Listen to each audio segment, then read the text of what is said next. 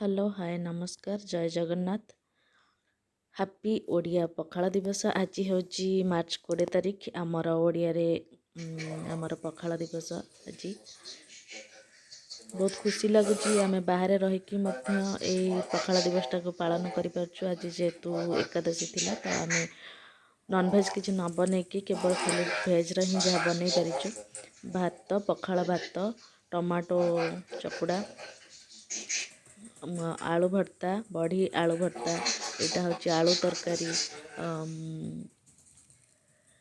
यहाँ हूँ कोबी आलू तरकारी यहाँ हूँ कांची आम ओडियार आउ सालाड आंबुल आउ रसुणर चकुड़ा पांपड़ बैगणी आउ पनीर पकोड़ा आलू भजा आलू आउ कोबीर फुलकोबी भजा आलू आउ बरगुड़ी भजा बड़ी चूरा मिक्सचर आउ सालाड पखालार मजा नियंतु।